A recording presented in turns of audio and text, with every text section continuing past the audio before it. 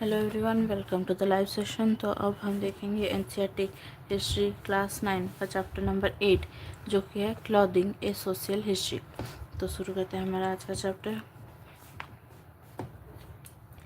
It is easy to forget that there is a history to the clothes we wear. All societies observe certain rules, some of them quite strict, about the way in which men and women and children should dress, or how different social classes and groups should present themselves. These norms come to define the identity of people, the way they see themselves, the way they want others to see them. They shape our notions of grace and beauty, ideas of modesty and shame. As times change and societies are transformed, these notions also alter. Modification in clothing comes to reflect these changes.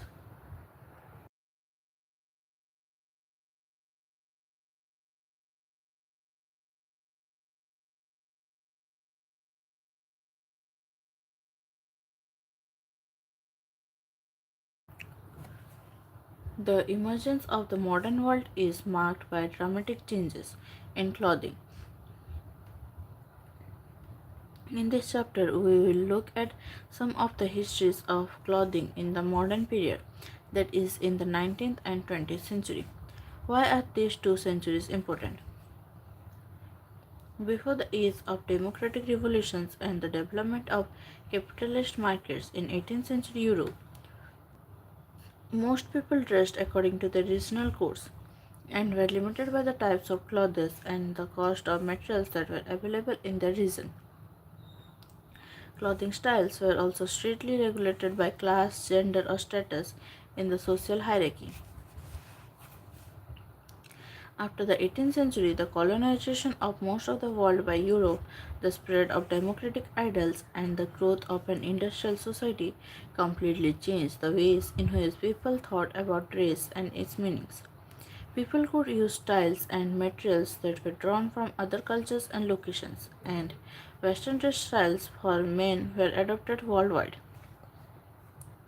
In chapter 1, you have seen how the French Revolution transformed many aspects of social and political life. The revolution also swept away existing dress codes known as the sumptuary laws. Let us look deeply at what these laws were.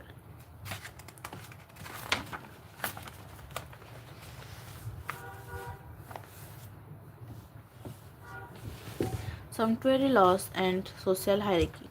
In medieval Europe, dress codes were sometimes imposed upon members of different layers of society through actual laws which were spelled out in some detail.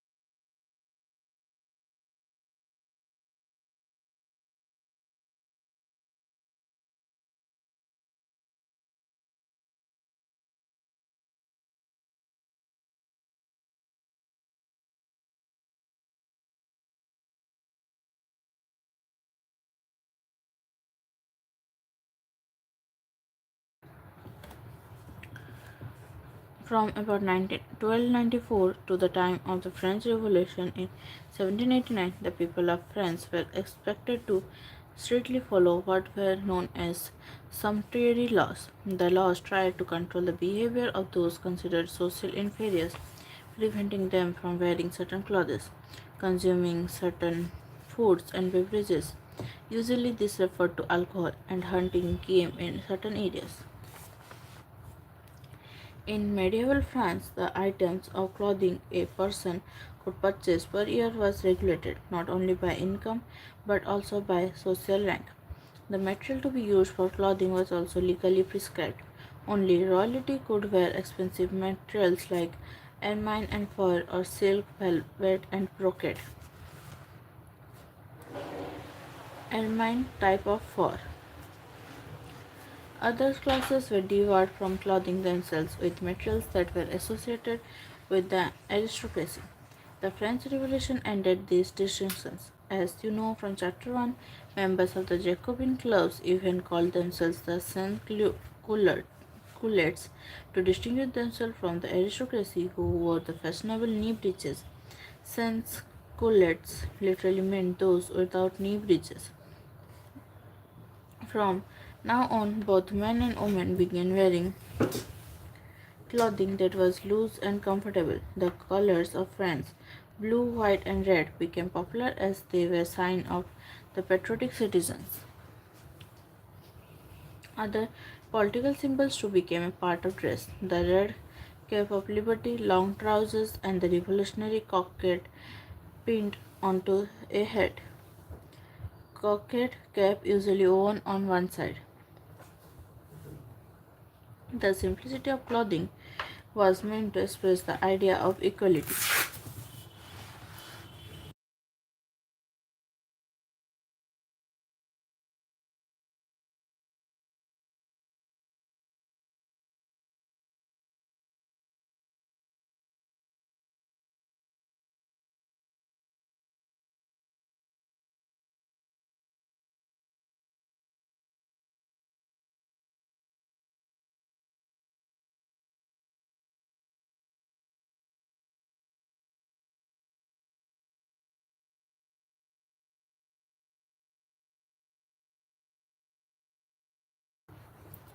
Not all sumptuary laws were meant to emphasize social hierarchy.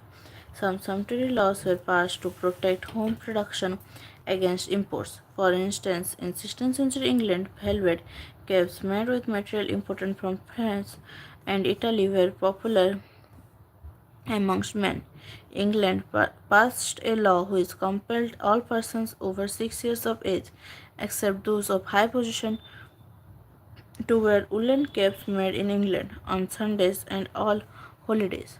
This law remained in effect for 26 years and was very useful in building up the English woolen industry.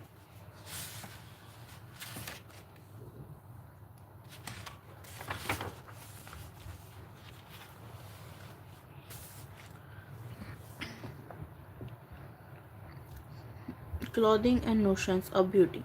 The end of sumptuary laws did not mean that everyone in European societies could now dress in the same way.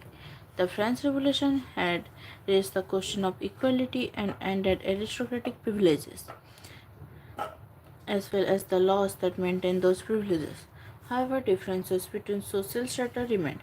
Clearly, the poor could not dress like the rich nor eat the same food, but laws no longer barred people's right to dress in the way they wished.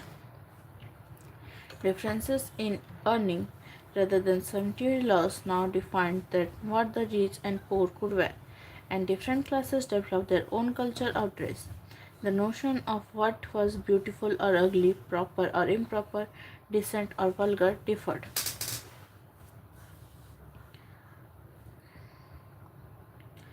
Styles of clothing also emphasize differences between men and women.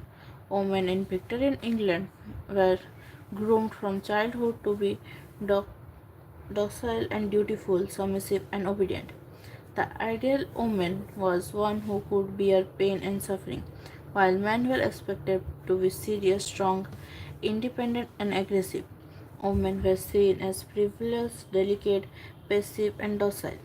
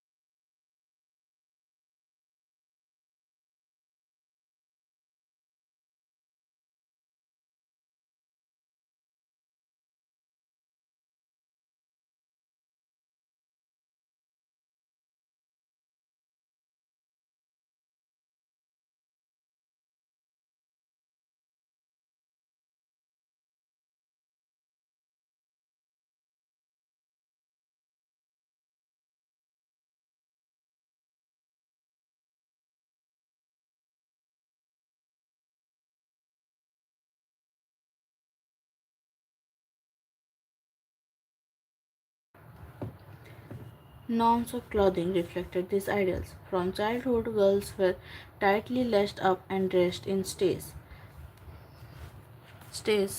support as part of women's dress to hold the body straight. The effort was to restrict the growth of their bodies, contain them within small molds. When slightly older, girls had to wear tight-fitting corsets. Corset, a closely fitting and stiff inner bodies worn by women to give shape and support to the figure. Tightly laced, small-waisted women were admired as attractive, elegant, and graceful. Clothing thus played a part in creating the image of frail, submissive Victorian women. How did women react to these norms? Many women believed in the ideals of womanhood. The ideals were in the air they breathed, the literature they read, the education they had received at school and at home. From childhood, they grew up to believe that having a small waist was a womanly duty. Suffering pain was essential to being a woman. To be seen as attractive, to be womanly, they had to wear the corset. The torture and pain this inflicted on the body was to be accepted as normal. But not everyone accepted these values. Over the 19th century, ideas changed. By the 1830s, women in England began agitating for democratic rights. As the suffrage movement developed, many began campaigning for dress reforms. Suffrage, the right to vote. The suffragettes wanted the right for women to vote. Women's magazine described how tight dresses and corsets caused deformities and illness among young girls. Such clothing restricted body growth and hampered blood circulations. Muscles remained underdeveloped and the spines got bent. Doctors reported that many women were regularly complaining of acquired weakness, felt languid, and fainted frequently. Corsets then became necessary to hold up the weakened spine. Mary Somerville, one of the first women mathematicians, describes in her memoirs the experience of her childhood days. Although perfectly straight and well made, I was encased in stiff stays, with a steel busk in front, while above my frock bands drew my shoulder back until the shoulder blades met. Then a steel rod with a semicircle, which went under my chin, was clasped to the steel busk in my stays. In this constant state, I and most of the younger girls had to prepare our lessons.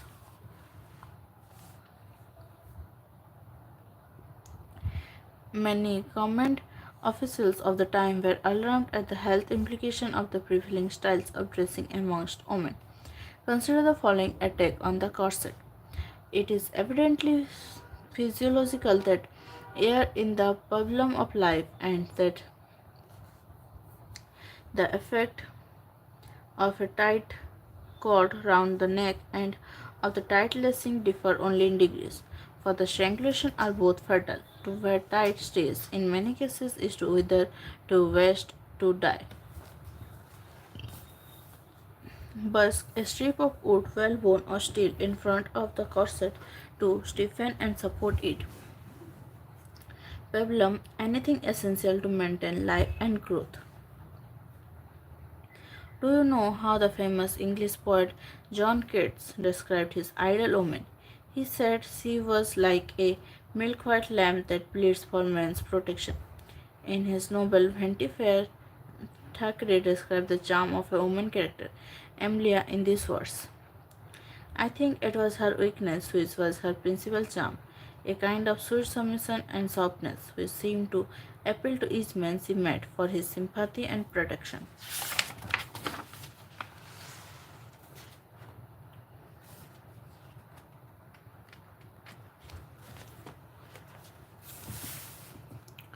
In America, a similar movement developed amongst the white settlers on the East Coast.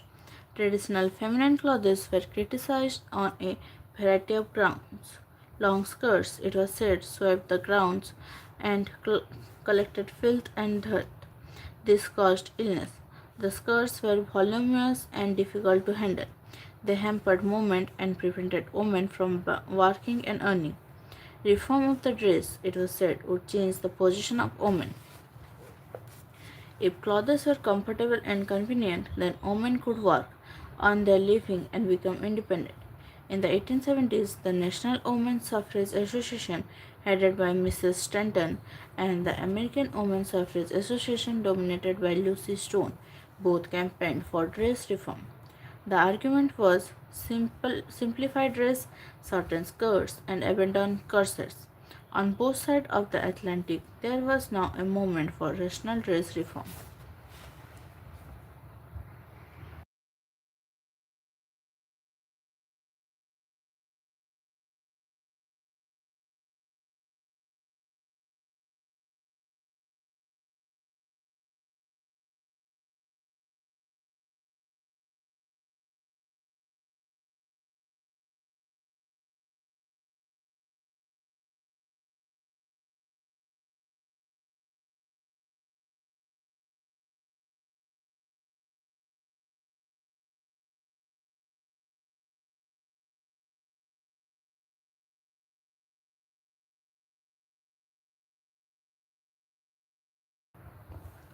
The movement for rational dress reform. Mrs. Amelia Bloomer, an American, was the first dress reformer to launch loose tunics worn over ankle length trousers. The trousers were known as bloomers, rationals, or knee walkers. The Rational Dress Society was started in England in 1881 but did not achieve significant results. It was the First World War that brought about radical changes in women's clothing. The reformers did not immediately succeed in changing social values. They had to face ridicule and hostility. Conservatives everywhere opposed change. They laminated that women who gave up traditional norms of dressing no longer looked beautiful and lost their femininity and grace. Faced with persistent attacks, many women reformers changed back into traditional clothes to conform to conventions. By the end of the 19th century, however, change was clearly in the air. Ideals of beauty and styles of clothing were both transformed under a variety of pressures. People began accepting the ideas of reformers they had earlier ridiculed. With new times came new values.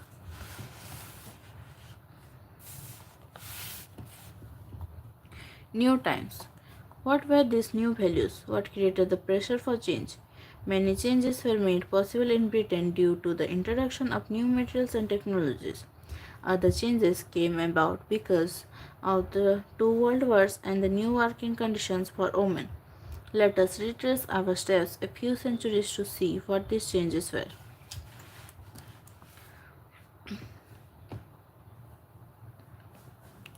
New materials.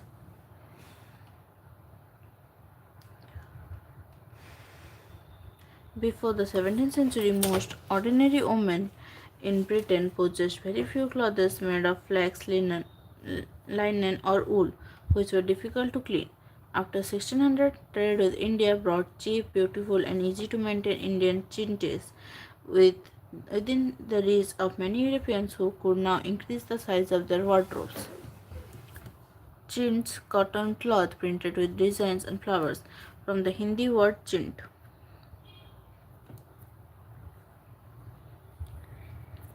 Then, during the Industrial Revolution in the 19th century, Britain began the mass manufacture of cotton textiles, which it exported to many parts of the world, including India.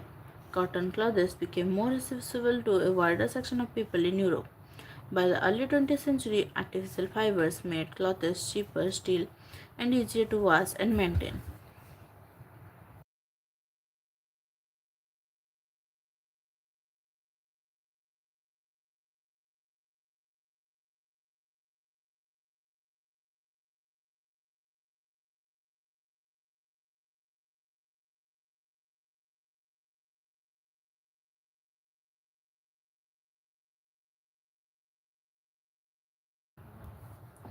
In the late 1870s, heavy restrictive undercloths, which had created such a storm in the pages of women magazines, were gradually discarded. Clothes got lighter, shorter, and simpler.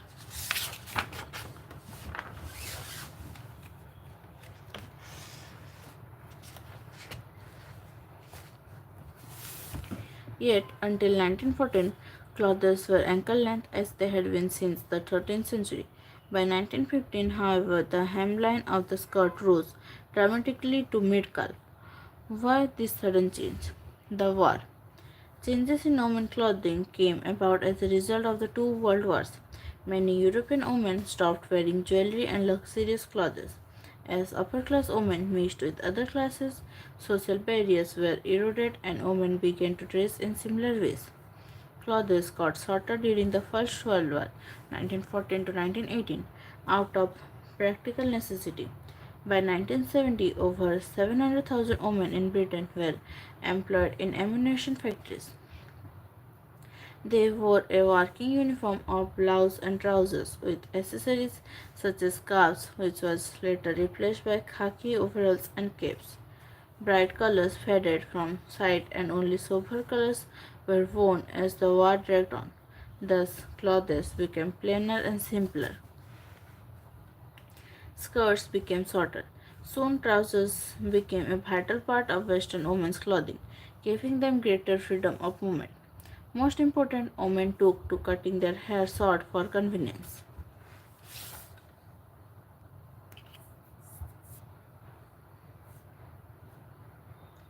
By the 20th century, a plain and austere style came to reflect seriousness and professionalism. New schools for children emphasized the importance of plain dressing and discouraged ornamentation. Gymna- Gymnastics and games entered the school curriculum for women. As women took to sports, they had to wear clothes that did not hamper movement. When they went out to work, they needed clothes that were comfortable and convenient. So we see that the history of clothing is linked to the larger history of society. We say how clothing was defined by dominant cultural attitudes and ideals of beauty, and how these notions changed over time. We saw how reformers and conservatives struggled to shape these ideals, and how changes within technology and economy and the pressures of new times made people feel the need for change.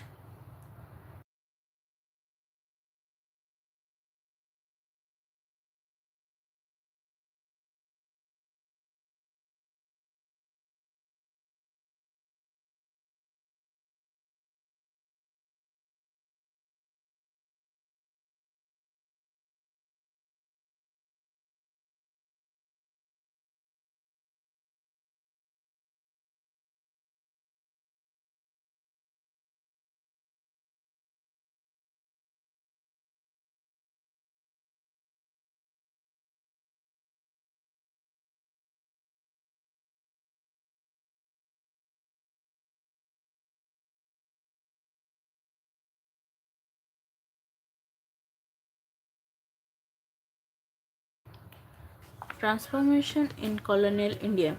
What about India in this same period? During the colonial period, there were significant changes in male and female clothing in India. On the one hand, this was a consequence of the influence of Western dress forms and missionary activities. On the other, it was due to the effort by Indians to fashion clothing styles that embodied an indigenous tradition and culture. Cloth and clothing, in fact, became very important symbols of the national movement. A brief look at the 19th century changes will tell us a great deal about the transformation of the 20th century. When Western style clothing came into India in the 19th century, Indians reacted in three different ways. One, many, especially men, began incorporating some elements of Western style clothing in their dress.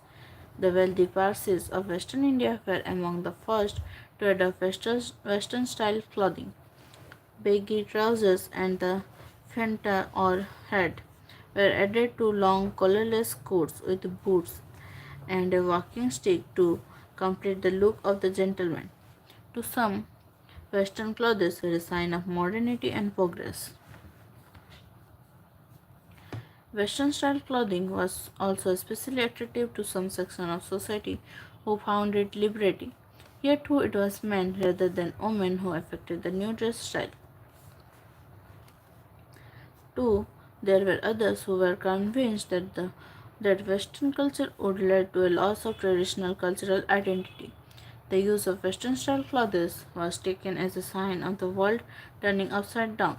The cartoon of the Bengali Babu shown here mocks him for wearing Western style boots and hat and coat alongside with his dhoti. 3. Some men resolved this dilemma by wearing Western clothes without giving up their Indian ones.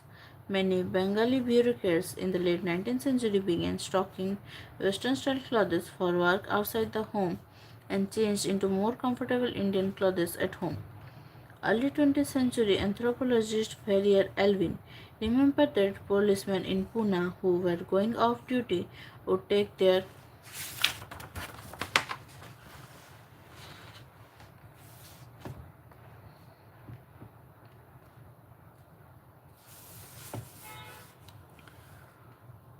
trousers up in the street and walk home in just tunic and undergarments. This difference between outer and inner worlds is still observed by some men today. Still others tried a slightly different solution to the same dilemma. They attempted to combine Western and Indian forms of dressing. These changes in clothing, however, had a turbulent history.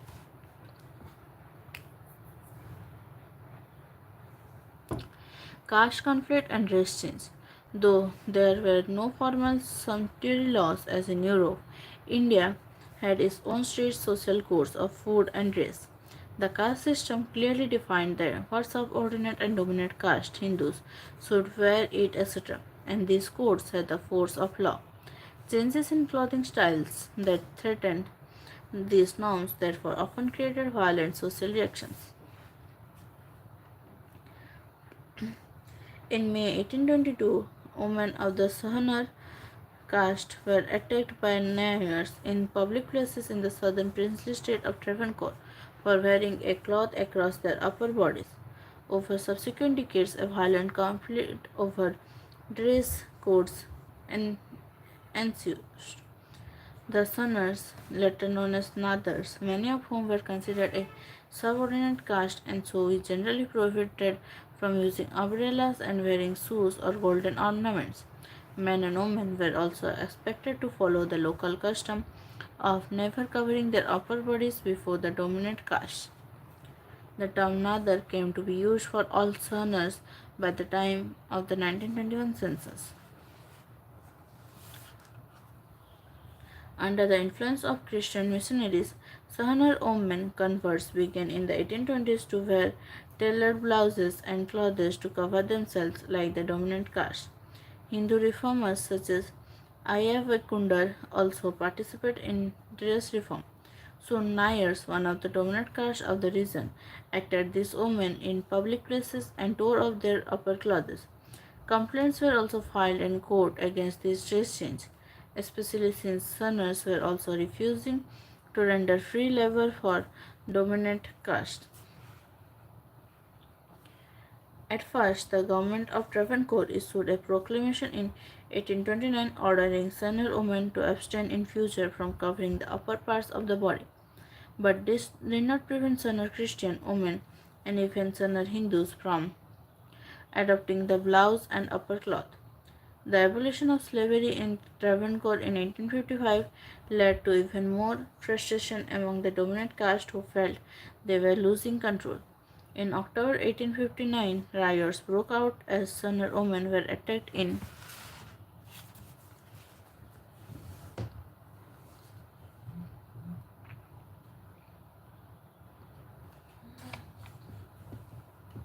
the marketplace and stripped of their upper class. Houses were looted and chapels burned.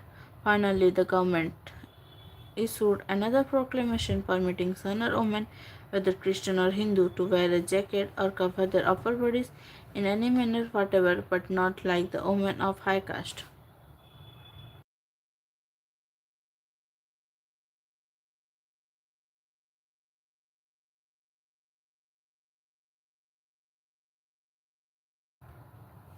British rule and dress codes. How did the British react to Indian ways of dressing? How did Indians react to British attitudes? In different cultures, Specific items of clothing often convey contrary meanings. This frequently led to misunderstanding and conflict. Styles of clothing in British India changed through such conflicts. Consider the case of turban and the hat. When European traders first began frequenting India, they were distinguished from the Indian turban wearers as the hat wearers. These two headgears not only looked different, they also signified different things. The turban in India was not just for protection from the heat but was a sign of respectability and could not be removed at will. In the Western tradition, the hat had had to be removed before social superiors as a sign of respect. This cultural difference created misunderstanding. The British were often offended if Indians did not take off the turban when they met colonial officials. Many Indians, on the other hand, wore the turban to consciously assert their regional or national identity. Another such conflict related to the wearing of shoes. At the beginning of the 19th century, it was customary for British officers to follow Indian etiquette and remove their footwear in the courts of ruling kings or chiefs. Some British officials also wore Indian clothes, but in 1830, Europeans were forbidden from wearing Indian clothes at official functions so that the cultural identity of the white masters was not undermined. The turban on the head. The Mysore turban called petta was edged with gold lace and adopted as part of the Durbar dress of the Mysore court in the mid 19th century. By the end of the 19th century, a wide variety of officials, teachers, and artists in Mysore began wearing the turban, sometimes with the western suit, as a sign of belonging to the princely state. Today, the Mysore turban is used largely on ceremonial occasions and to honor visiting dignitaries.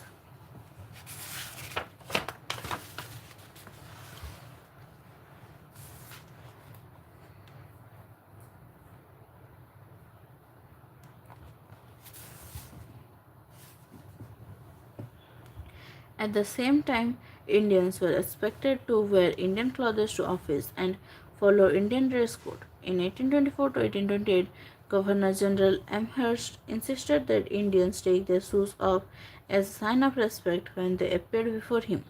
But this was not strictly followed. By the mid 19th century, when Lord Dalhousie was Governor General, shoe respect was made stricter, and Indians were made to take off their shoes when entering any government institution. Only those who wore European clothes were exempted from this rule. Many Indian government servants were increasingly uncomfortable with these rules. In 1862, there was a famous case of defiance of the shoe respect rule in a Surat courtroom. Manokji Kovasji NT, an assessor in the Surat Fauzdari Adalat, refused to take off his shoes in the court of the sessions judge. The judge insisted that he take off his shoes as that was the Indian way of showing respect to superiors. But Manokji remained adamant. He was barred entry into the courtroom and he sent a letter of protest to the governor of Bombay. The British insisted that since Indians took off their shoes when they entered a sacred place or home, they should do so when they entered the courtroom. In the controversy that followed, Indians urged that taking off shoes in sacred places and at home was linked to two different questions. One, there was the problem of dirt and filth. Shoes collected the dirt on the road. This dirt could not be allowed into spaces that were clean, particularly when people in Indian homes sat on the ground. Second, leather shoes and the filth that stuck under it were seen as polluting, but public buildings like the courtroom were different from home. But it took many years before shoes were permitted into the courtroom. When asked to take off his shoes at the Surat Fauzdari Adalat at Surat in 1862, Manokji told the judge that he was willing to take off even his turban but not his shoes. He said,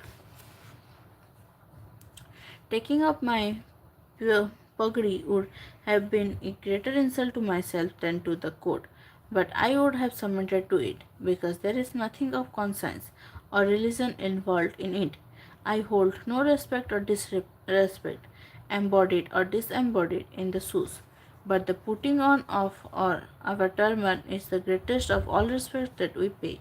We do not have our puggarees on when at home, but when we go out to see respectable persons, we are bound by social etiquette to have it on whilst we passes in our social intercourse. Never ever take off our shoes before any party, however great.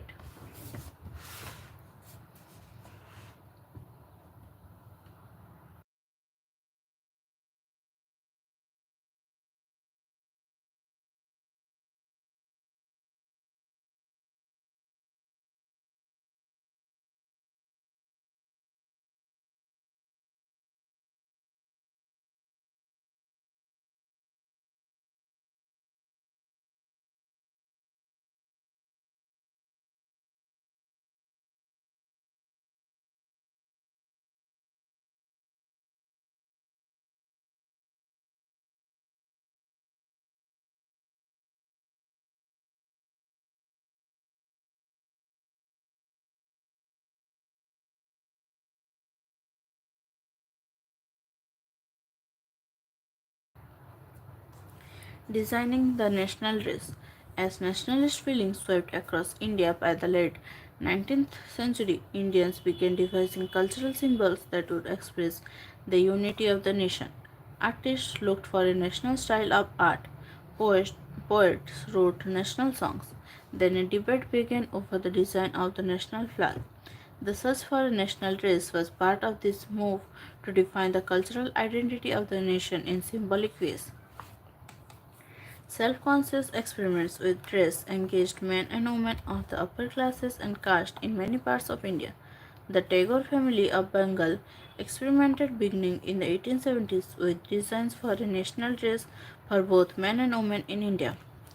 Rabindranath Tagore suggested that instead of combining Indian and European dress, India's national dress should combine elements of Hindu and Muslim dress. Thus, the chapkan, a long buttoned coat, was considered the most suitable dress for men.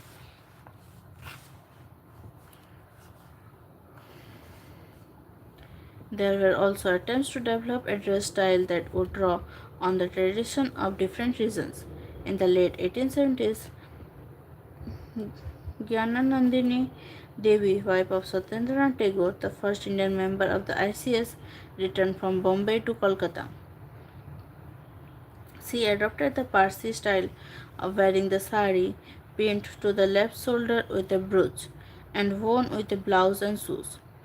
This was quickly adopted by Brahmo Samaj women and came to be known as the Brahmika sari. This style gained acceptance before long among Maharashtrian and Uttar Pradesh Brahmos as well as non-Brahmos. Brahmo, those belonging to the Brahma Samaj.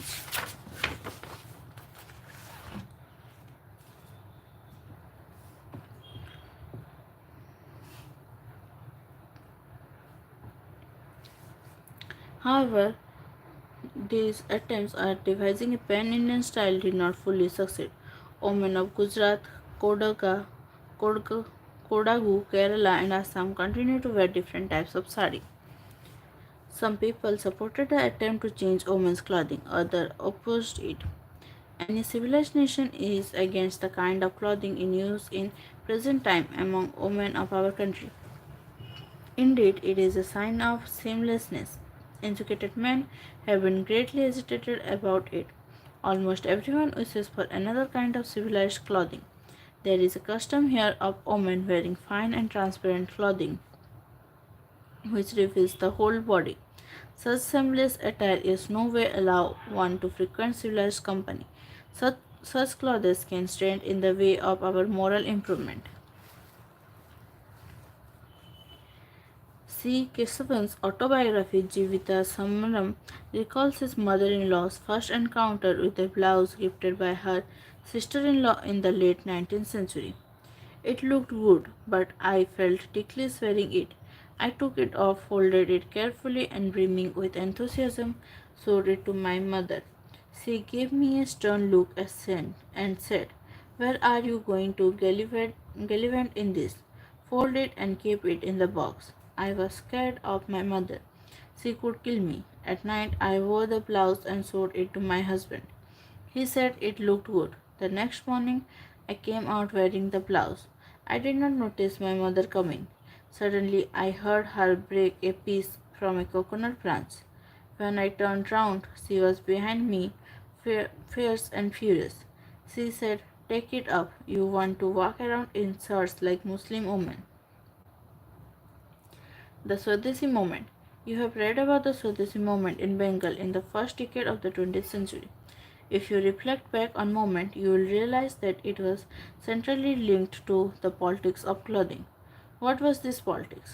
You know that the British first came to trade in Indian textiles that were in great demand all over the world.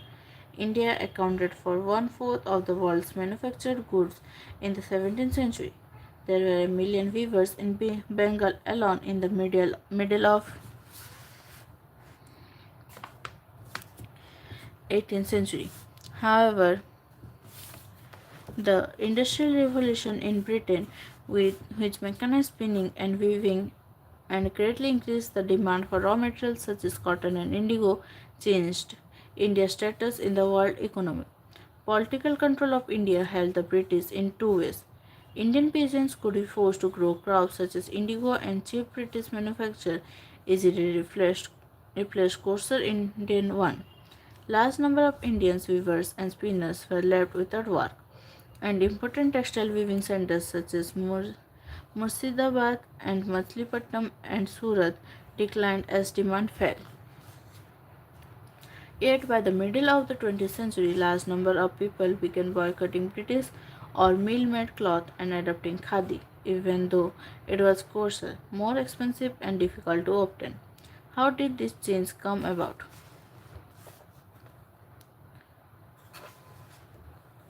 In 1905, Lord Curzon decided to partition Bengal to control the growing opposition to British rule. The Swadeshi movement developed in reaction to this measure. People were urged to boycott British goods of all kinds and start their own industries for the manufacture of goods such as matchboxes and cigarettes. Mass protests followed, with people vowing to cleanse themselves of colonial rule. The use of khadi was made a patriotic duty. Women were urged to throw away their silks and glass bangles and wear simple shell bangles. Rough homespun was glorified in songs and poems to popularize it. The change of dress appealed largely to the upper caste and classes rather than to those who had to make do with less and could not afford the new products. After 15 years, many among the upper classes also returned to wearing European dress. Though many people rallied to the cause of nationalism at this time, it was almost impossible to compete with cheap British goods that had flooded the market. Despite its limitation, the experiment with Swadeshi gave Mahatma Gandhi important ideas about using cloth as a symbolic weapon against British rule. Mahatma Gandhi's experiments with clothing. The most familiar image of Mahatma Gandhi is of him seated, bare-chested in a short dhoti at the spinning wheel. He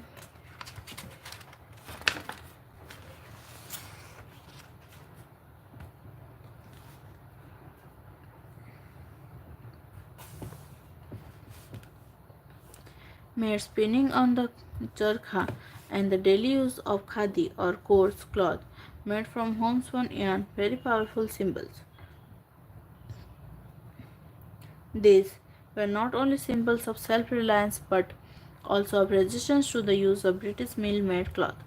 Mahatma Gandhi's experiments with clothing sum up the changing attitude to dress in the Indian subcontinent. As a boy from a Gujarati Baniya family, he usually wore a shirt with a dhoti or pajama and sometimes a coat.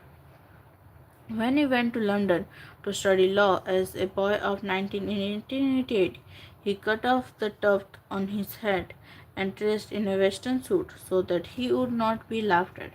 On his return, he continued to wear western suits, topped with a turban.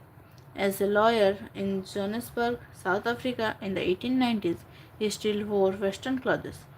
Soon he decided that dressing unsuitably was a more powerful political statement. In Durban in 1913, Gandhi first appeared in a lungi and kurta with his head shaved as a sign of mourning to protest against the shooting of Indian coal miners.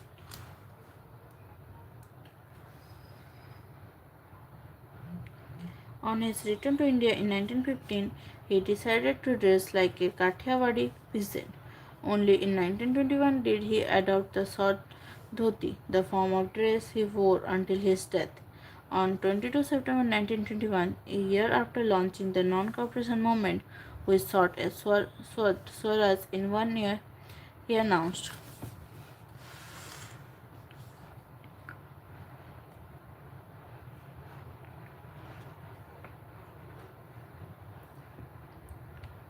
I propose to discard at least up to 31st of October my topi and vest and to content myself with a loin cloth and a chadar whenever necessary for protection of my body.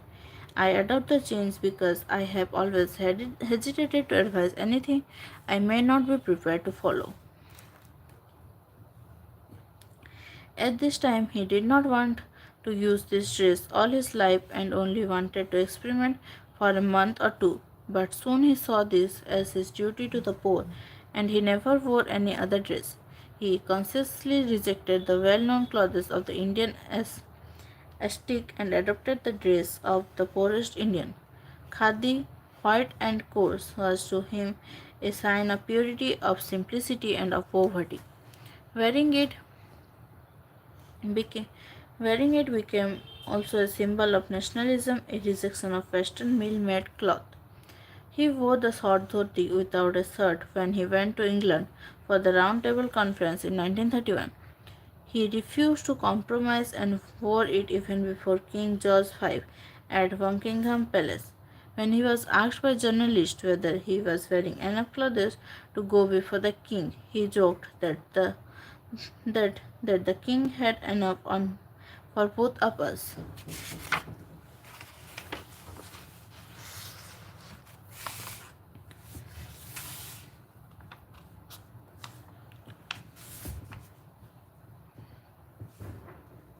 Not all could wear khadi. Mahatma Gandhi's dream was to clothe the whole nation in khadi. He felt khadi would be a means of erasing difference between religious classes, etc. But was it easy for others to follow in his footsteps? Was such a unity possible? Not many could take to the single peasant loincloth as he had, nor did all want to. Here are some examples of other responses to Mahatma Gandhi's call. Nationalists such as Motilal Nehru, a successful barrister from Allahabad, gave up his expensive western style suits and adopted the Indian dhoti and kurta, but these were not made of coarse cloth. Those who had been deprived by caste norms for centuries were attracted to western dress style. Therefore, unlike Mahatma Gandhi, other nationalists such as Babasaheb Ambedkar never gave up the western style suit. Many Dalits began in the early 1910s to wear three-piece suits and shoes and socks on all public occasions as a political statement of self-respect. A woman who wrote to Mahatma Gandhi from Maharashtra in 1928 said, a year ago I heard you speaking on the extreme necessity of every one of us wearing khadi and thereupon decided to adopt it. But we are poor people. My husband says khadi is costly. Belonging as I do to Maharashtra, I wear a sari 9 years long, and the elders will not hear of a reduction to 6 years. Other women like Sarojini Naidu and Kamala Nehru wore colored saris with designs instead of coarse white homespun. Conclusion: changes in styles of clothing are thus linked up with shifts in cultural tastes and notions of beauty. with changes within the economy and society, with issues of social and political conflict. So, when we see clothing styles alter, we need to ask, why do these changes take place? What do they tell us about society and its history? What can they tell us about changes in taste and technologies, markets, and industries?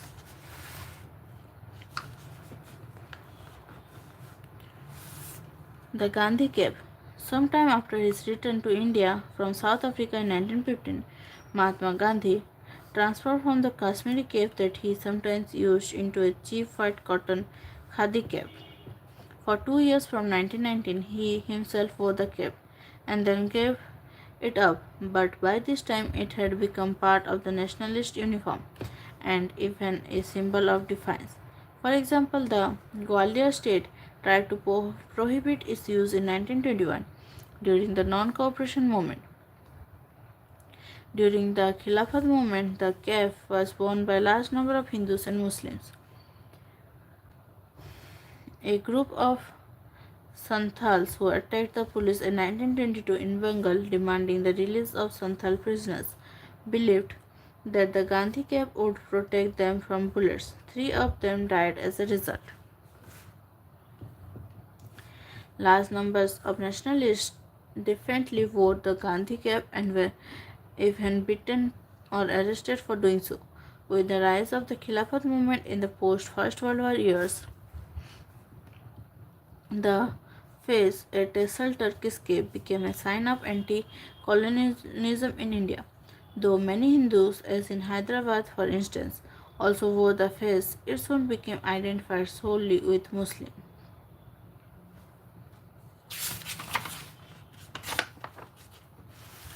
तो इसी के साथ हमारा ये chapter ख़त्म होता है और यह है इस चैप्टर का एक्सरसाइज। और अगर आप चैनल पर न्यू हैं तो चैनल को सब्सक्राइब कर दीजिए और नोटिफिकेशन आइकन पर क्लिक कर दीजिए।